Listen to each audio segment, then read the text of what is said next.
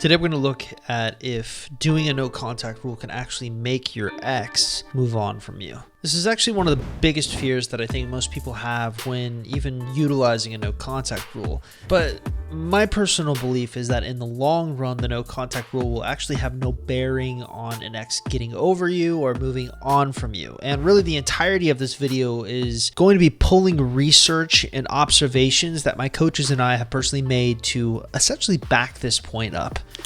So the first thing that I want to talk about is the fact that the no contact rule doesn't really work the way that you think it does.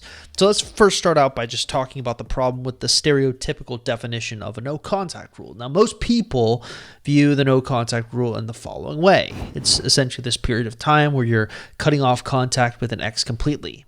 Now, that usually means you're not reaching out to them or responding to them at all during the entirety of this period of time. Now, there are generally two schools of thoughts on the effectiveness of the no contact rule. Number one is that it's a manipulation ploy to get an ex to fawn over you by cutting off contact with them. So these are the people that kind of sit in the school of thought where they don't like the no contact rule. They think it's a game or it's a manipulation. And then the second school of thought is that it's a great way to move on from an ex. So people who are implementing the no contact rule are either doing it to quote unquote manipulate an ex or quote unquote move on from an ex. Now I'll admit that when I first started ex-boyfriend recovery back in 2012, 10 years ago, I simply viewed basically the no contact rule as like a manipulation tactic to elicit responses from an ex. And even back then though, a lot of the readers of my blog at the time had fears that by implementing the no contact rule, their ex would move on from them. But one of the things that I'll readily admit is that back in 2012, I didn't really know enough to be teaching anyone. In fact, my knowledge of the no contact rule as a whole and how it really worked was sort of rudimentary at best. And unfortunately, a lot of my peers are still propagating the same spiel with the no contact rule, claiming that it's going to solve all of your problems if you use it on an ex. And oftentimes this creates like these unrealistic expectations for clients.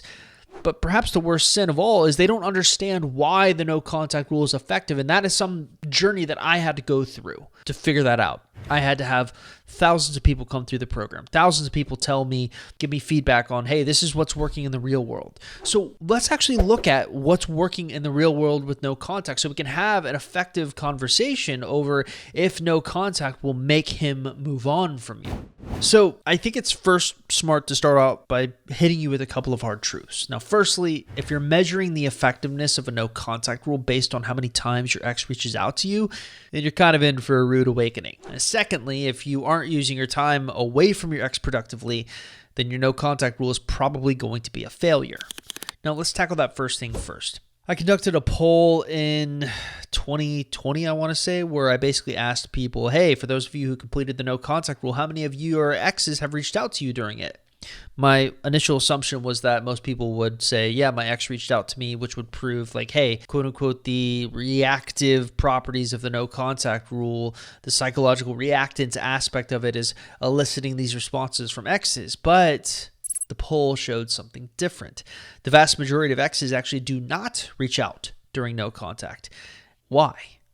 Well, we think it's because the vast majority of people searching the internet for advice on a no contact rule tend to have anxious attachment styles while their exes are avoidant. We backed this up by a poll in 2020 where I think over like 70 to 75% of the people who answered the poll mentioned that their exes were avoidant or at least fearful avoidant at the very least. And what's interesting about it is if most of our clients are anxious, then that means they're dating avoidant exes, which from what we've seen, they appear to be. And that means those avoidant exes are often not going to be the initiators in situations. Thus, a lot of people think their no contact rule is a failure because their ex isn't reaching out to them, but that's technically not the case. More on that in a second. Let's tackle first the second big misunderstanding, and that's what you do with your time away from your ex is really everything. So for the last few years, I've been championing this idea of finding something that you care about just as much as your ex to spend your time on fully during the no contact rule. Now, fans of ex-boyfriend recovery might have noticed that starting in 2020, we started posting a lot more success stories to our podcast and YouTube channels. That's because starting then, I personally started researching success stories and looking for patterns on what made them successful. And I wanted to show you the people that I was interviewing so you could actually see what I was seeing. And what I found was pretty interesting. Essentially, by looking at how someone was spending their time during no contact, it could often tell us how effective that person would be at A, getting over an ex, and B, getting an ex back. Now, generally speaking, if there is a hyper focus on an ex during that time apart, then the client tended to do poorly with both outcomes that I just mentioned. So if you're using a no contact rule and you're hyper focusing on your ex, you actually make the chances of getting that ex back and or getting over that ex worse. Yet, if you're spending all of your time outgrowing your ex during that period of no contact, what we found was that exes tended to be actually more responsive in interactions post no contact. Why? And that's the interesting question, because the answer might just prove why no contact won't make an ex move on. So let's try to answer it by looking at a few psychological principles. First things first, the avoidant/anxious connection. So I put this graphic together on a recent blog post, and it's essentially the circle that outlays these 8 stages. I've talked about it in the YouTube channel before. I call it the avoidant self-fulfilling cycle. It's essentially the journey that many ex-boyfriends go through when they're jumping from relationship to relationship. Now, the 8 stages that I'm going to list here in a moment are from the avoidance perspective, assuming they're dating an anxious person. Now, how does this relate to the no contact rule? Well, let's go through the 8 stages first. So the stages or the life cycle of a relationship for an avoidant will be they start out wanting someone to love them. Stage 1. Stage 2, they date you. Things are great at first. Stage 3, eventually, you need to have open communication or intimacy in the relationship, and this ends up triggering their avoidance side. Stage 4, they begin to consider leaving the relationship. Stage 5, they actually leave the relationship. Stage 6, they're ecstatic that they left the relationship. Stage 7, they begin to feel lonely and need to find a distraction for the loss. Stage 8, they enter victim mentality and wonder, why is this always happening to them? And then they go through another revolution with either you again or another person.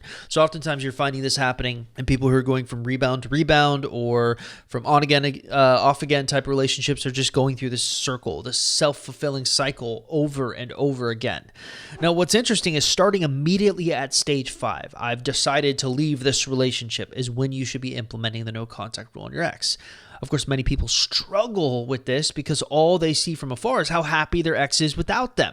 Remember, stage 6 is, oh, I'm so happy I left the relationship. So you're doing a no contact rule on the outset of the breakup, and then all you're getting is feedback that is kind of negative from your ex that makes them feel or makes you feel that the no contact rule is a failure and that your ex is moving on from you. Your ex is so happy that they left this relationship. And what happens in that case is many of our clients, they'll lose discipline and they'll break no contact trying to salvage the broken relationship.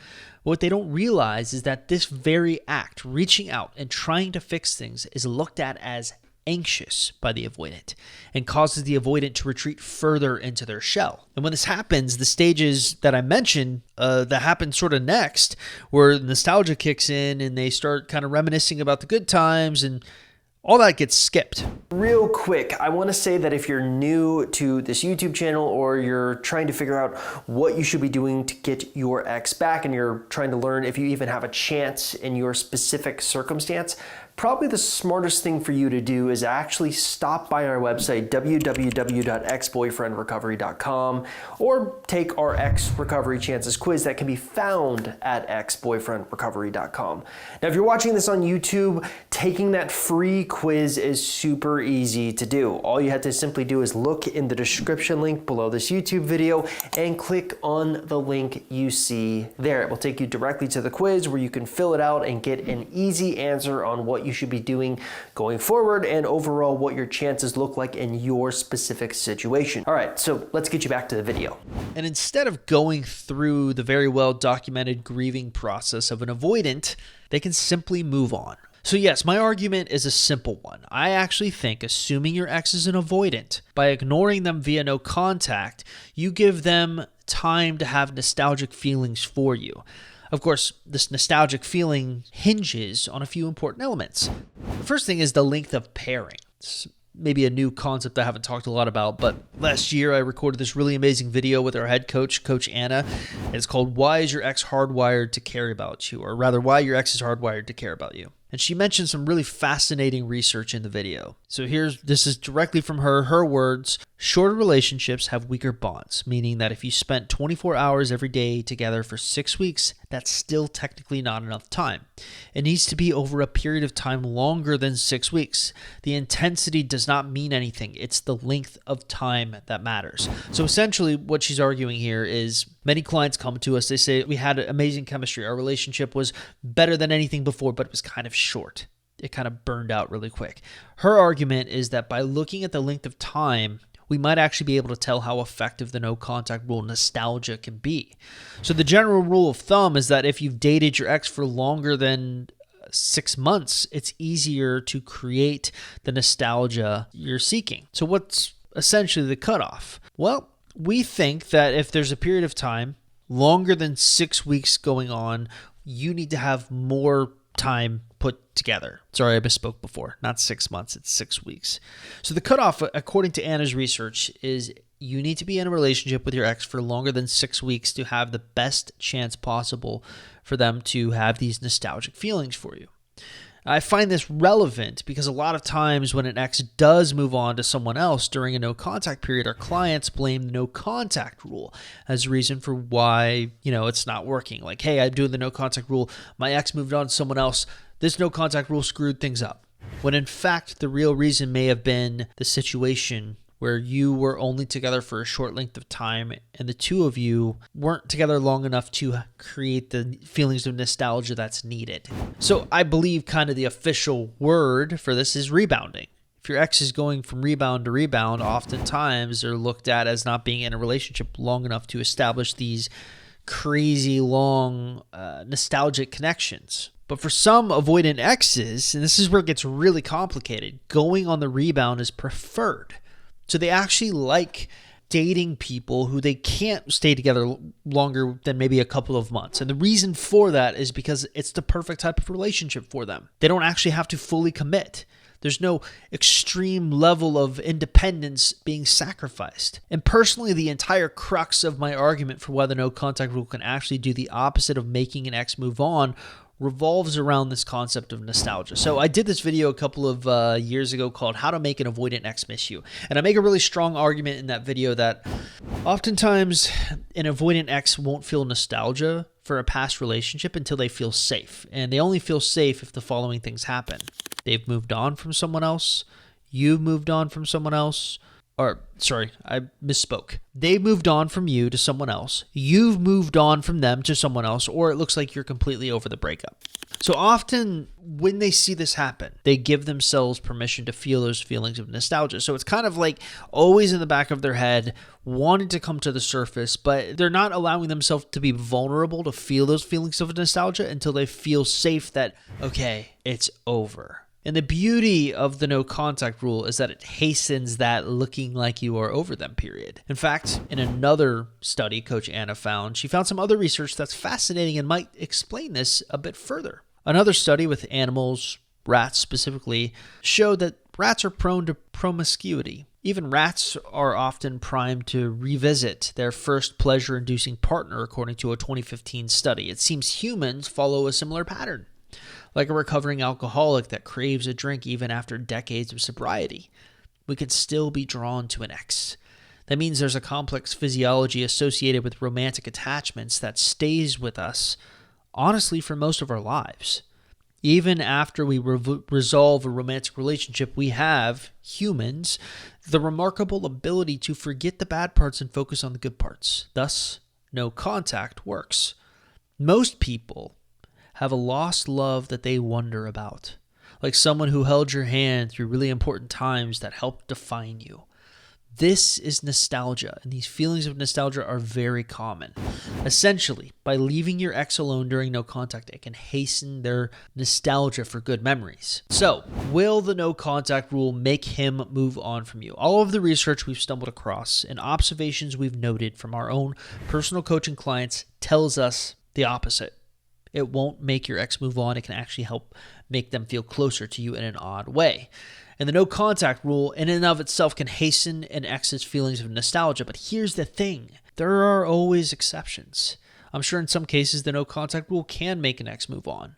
But you need to be careful about jumping the gun on blaming the no contact rule in these cases.